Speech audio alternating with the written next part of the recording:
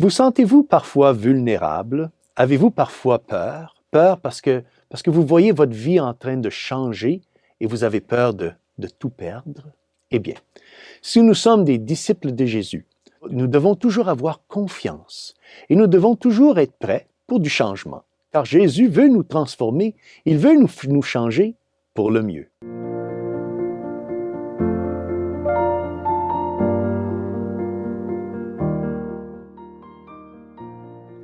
Chers frères et sœurs, Salve Maria. L'Évangile d'aujourd'hui est la partie centrale de ce qu'on appelle depuis le XVIe siècle la prière sacerdotale de Jésus. C'est la plus longue prière enregistrée du Seigneur. Et dans cette prière, le Seigneur prie directement à son Père céleste en demandant que tous ceux qui le suivent soient en sécurité et que leur cœur soit aussi uni avec lui et avec le Père. Donc, l'Évangile aujourd'hui nous est présenté par Saint Jean, chapitre 17, versets 11 à 19. Lisons un extrait de cette belle prière.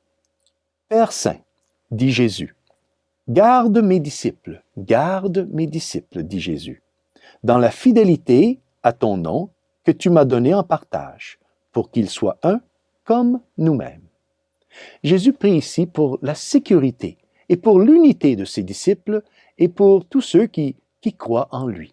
Et le Seigneur continue un peu plus loin et il dit « Je ne demande pas que tu les retires du monde, mais que tu les gardes, du mauvais. » Ainsi le Seigneur commence sa prière en demandant à son Père de les garder.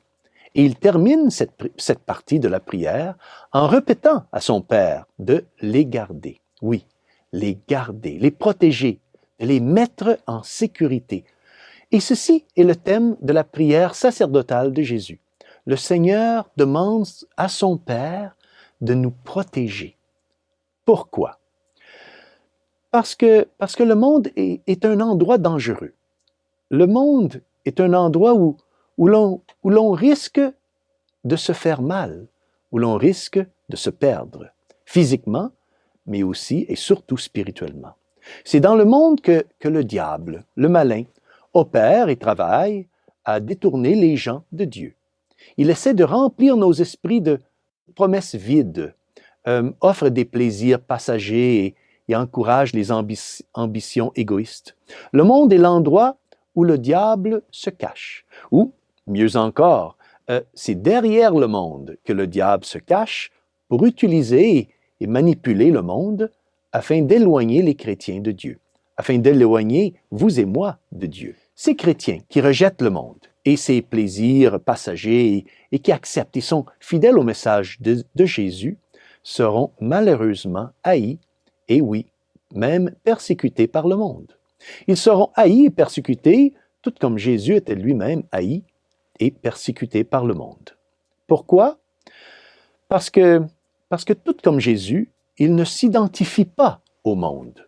Il ne s'identifie pas à ses valeurs corruptrices et à ses intérêts destructeurs.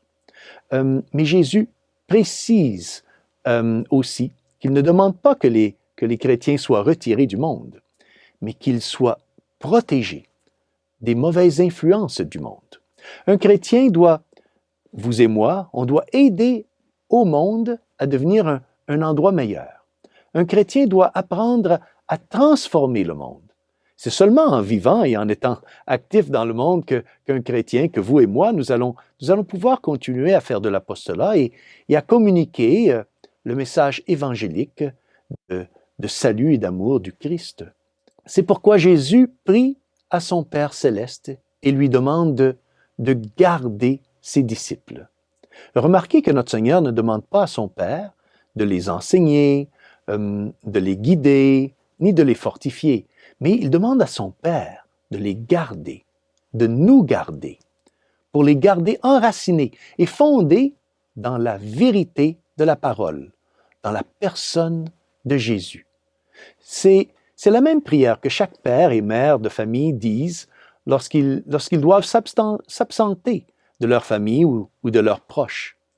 ils disent, ils prient, s'il vous plaît Seigneur, gardez ma famille en sûreté, protégez ma famille et protégez tous ceux qui me sont chers. Gardez-les du mal, protégez-les du danger et des menaces de la vie.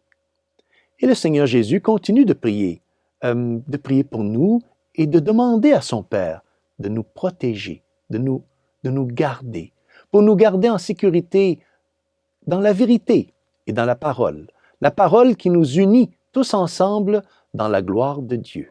Remercions Dieu le Père d'avoir envoyé son divin Fils Jésus dans le monde et remercions aussi Notre-Dame et notre Seigneur qui prie toujours et qui intercède continuellement pour nous afin de toujours nous garder en sûreté et de nous garder unis à lui alors que nous évangélisons dans le monde pour lui. Et que Dieu Tout-Puissant vous bénisse, au nom du Père et du Fils et du Saint-Esprit. Amen. Salve Maria!